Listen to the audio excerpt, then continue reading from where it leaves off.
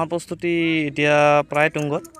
মানে আমি এতিয়া হৈছে সমাজখন যান্ত্ৰিক সমাজ সকলোৱে যান্ত্ৰিকভাৱে সকলোৱে নিজৰ কামত ব্যস্ত থাকে তাৰ উপৰি আমি অলপমান গাঁৱৰ ৰাইজে অকণমান সময় উলিয়াই আমাৰ গাঁৱৰ ৰাইজক একত্ৰিত কৰাৰ বাবে আমি এই প্ৰচেষ্টাটো হাতত লৈছোঁ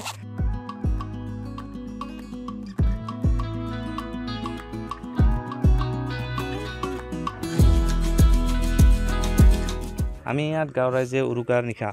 এসাঁজ খাম বুলি মানে প্ৰচেষ্টা চলোৱা হৈছে সকলো বুঢ়া পুৰুষ মহিলা সকলোৱে মিলি আমি ইয়াত এইখিনি সজাই তুলিছোঁ এইখিনি সজাই তোলাতে আমাক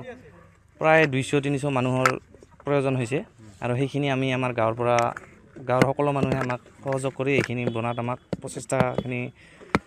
সফল কৰিছে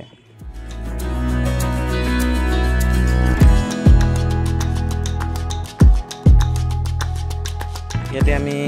এইফালে একটা গোহালি বনাইছোঁ এইফালে এটা মূলঘৰ বনাইছোঁ আৰু এইফালে এটা পাকঘৰ বনাইছোঁ